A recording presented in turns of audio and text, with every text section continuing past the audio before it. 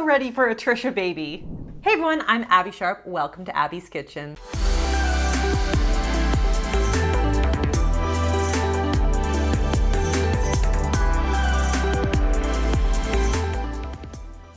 Today's video is sponsored by Built Bar, and we'll be taking another look at Trisha Paytas Pregnancy Edition. But first, let me tell you about my sponsor, Built Bar. I'm saying it, and I'm saying it again. These bars are really, really good. Really? I mean, most of them I feel like are chalk masquerading as some kind of health food. But I like these bars because they taste like chocolate, and bonus, they've got a lot of protein. So we're cracking into a brand new box here, folks. Ooh! And you know what? I got the puffs. I got the puffs. I got the puffs. A lot of you guys in the comment section asked me about the puffs. These are next level good. Oh my goodness. Okay, banana cream pie.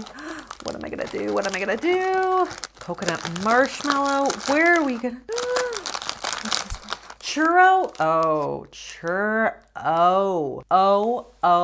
Oh. We're going with the churro. This bad boy has 17 grams of protein. Oh my God.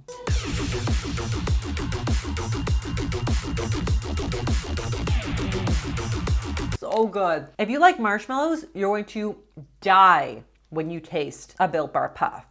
So like I usually have one of these before bed, or if I want to do this as like a post-workout snack, I will throw in some fruit or put it on top of my oats. It's so good. So if you guys want to try these out yourself, check out my link in the description and use my promo code AbbeySharp15 for 15% off of your order. And you can pause the screen or look at the description to check out my disclaimer, including a trigger warning to those with current or previous experiences with disordered eating. So as always, feel free to skip this video if it's not supportive to your journey, as we will be specifically talking about EDs. And if you are not already subscribed, hit that sub button and follow me over on TikTok and Instagram at Abby's Kitchen. Woo! I'm excited about this one. I'm really, really excited about this video. All right, so Trisha Paytas is no stranger here on my channel, so if you missed my previous review of Trisha, you can check that out right here. Today we're going to be focusing on Trisha's very exciting announcement that she's going to become a mom! Yay! We love that for her. So we're going to be discussing her controversial eating habits in the context of a healthy pregnancy. Our baby! There's the heartbeat. He's absent. Oh.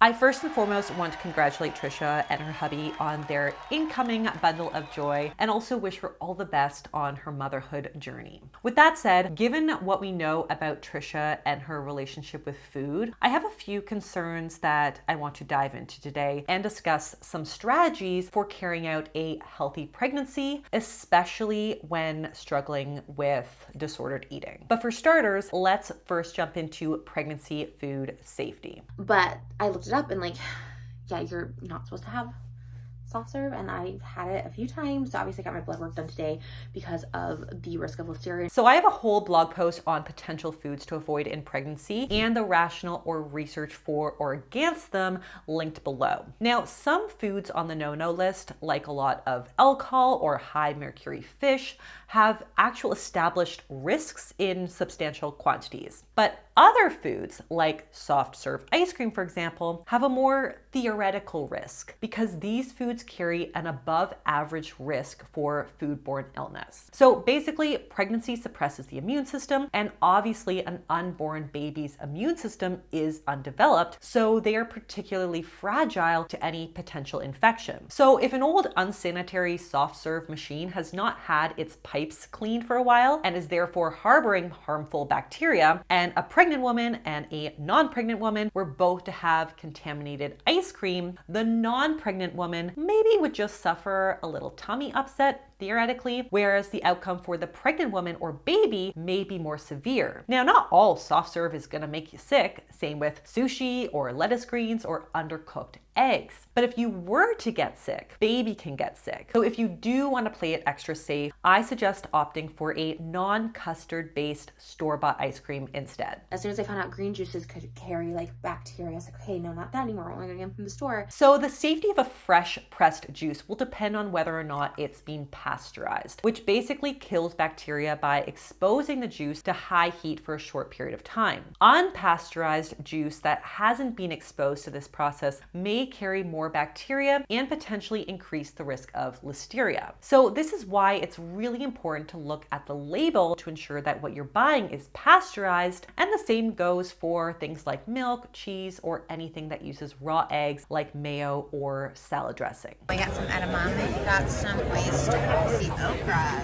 got some minis.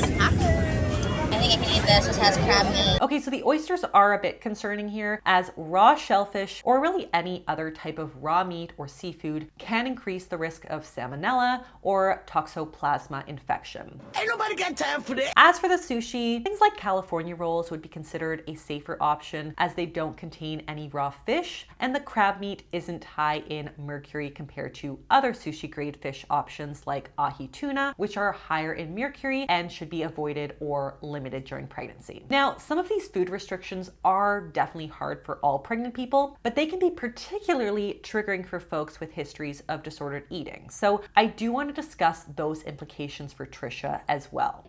It's scary to have like disordered eating and getting pregnant, because on one hand, especially what I have, like binge eating, where I just eat a bunch and then I eat nothing, and like it was crazy when I first got pregnant. I was like, I need to eat, and then I'd like make myself sick. It was like not good. I mean, I got it under control. I had to see a therapist because it was like within the first few days that I found out I was pregnant. I was like, and then I was freaking out. And I was like, okay, I need to go like only eat like greens. You know, it's hard. So for starters, I really want to take a moment to debunk the age-old adage that pregnant women need to eat for two. While yes, we do require more calories during pregnancy to support our growing baby bump, it is generally equivalent to like 2 extra snacks or an extra small meal in the day. There's no need to double your calories or eat till you're sick. But I'm also mindful of the fact that Trisha's need to eat a bunch and then eat nothing also comes from her disordered eating history. And this is even reflected in her pregnancy content, where she goes from posting her usual mukbangs to then eating just like a big bowl of spinach and not much else. For a lot of folks with complicated relationships with food or histories with disordered eating, pregnancy can be an extremely triggering time. Not only are you experiencing rapid changes in your body, but you may also be having strong food aversions or cravings that may be throwing your usual hunger cues and diet rules totally out of whack. And pregnancy symptoms can make it really challenging and confusing to heal your relationship with food while also trying to be as healthy as possible to support the baby. When I spoke to my dietitian colleague, Karges, on how to approach pregnancy in folks with a history of disordered eating, she suggested that it's important to create structure around eating to help food feel less chaotic and to optimize nutrition as much as possible. So this might look like having set meal times spaced out throughout the day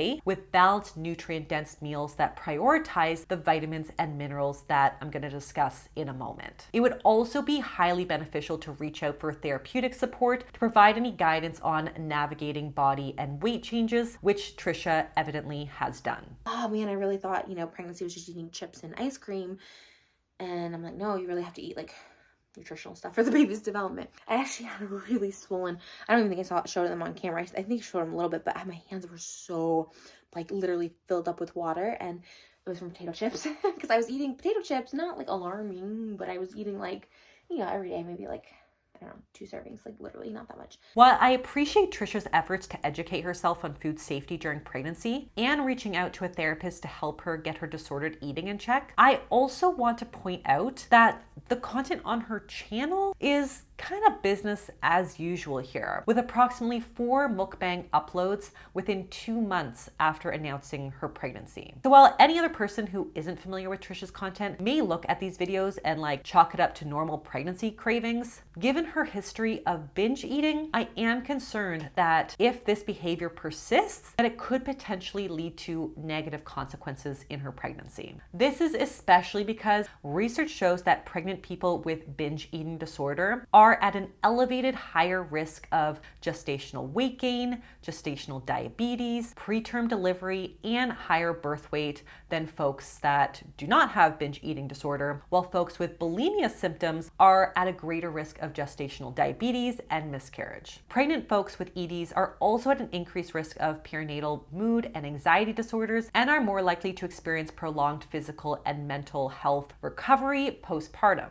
Even folks without diagnosed EDs can experience challenges when they eat chaotically in pregnancy. So blood sugars can often get a little wonky, even in healthy moms-to-be. So it's really important to eat regular, balanced meals and snacks every few hours. So if there was ever a reason to shelf the Mukbangs for views, it would be this. Lastly, even though Trisha did not explicitly talk about this, I also want to quickly touch on weight gain in pregnancy while recovering from an ED. So regular weight checks while pregnant can be especially triggering for folks who struggle with body image. But of course, we know that weight gain is inevitable and also very important in pregnancy. So to minimize the stress of these weight checkups, Crystal recommends advocating for alternative ways to monitor for baby's growth and development and opting out of weight checks if they're very triggering for you. So instead of measuring your weight, you could ask your doctor if it's possible to measure fundal height, ultrasound scans, and abdominal palpitations. But most importantly, pregnant folks with EDs know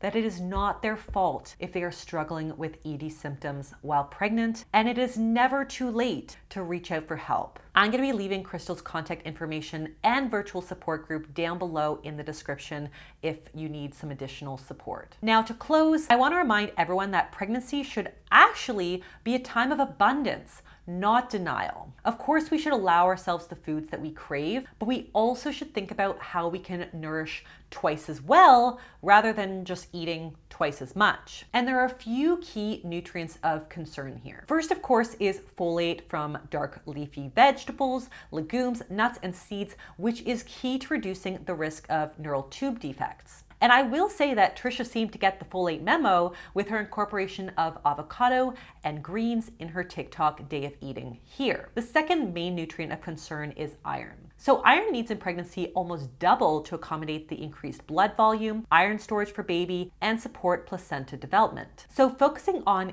heme iron like meat, chicken, and low mercury fish, or non-heme iron from beans, lentils, whole grains, fortified cereals, leafy veg, nuts, and seeds, and then pairing those with a source of vitamin C. Trisha has some non-heme iron in her greens here on TikTok, but adding some bell peppers or maybe some citrus segments could also definitely help. The third nutrient I want to focus in on is calcium. So calcium is essential to help build baby's bones and teeth, as well as helping the heart, nerves, and muscles to grow. So foods like yogurt, cheese, dairy milk, calcium-set tofu, and fortified foods like cereals, nut milks, and orange juice are all great. And while there is some calcium in her bowl of greens, she could also add like some almonds and cheese on top there for a little bit more. And finally, speaking of key salad additions, let's chat about protein. I know a lot of us struggle with protein food aversions in pregnancy, myself included, but we do want to avoid most protein powders due to the risk of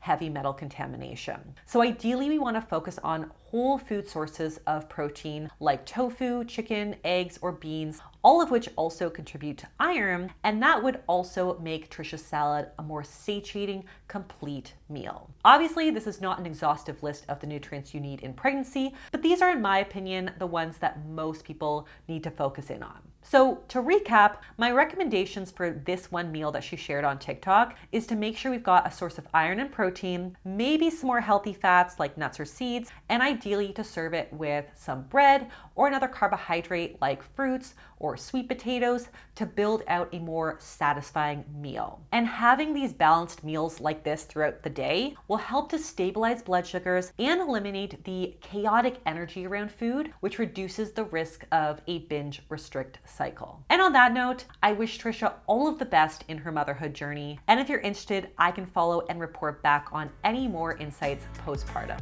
But a big thank you again to Built Bar for sponsoring. If you like this video, be sure to give it the thumbs up, leave me a comment below on who or what you'd like to see me review next, subscribe to the channel, and I'll see you next time in Abby's Kitchen. Bye!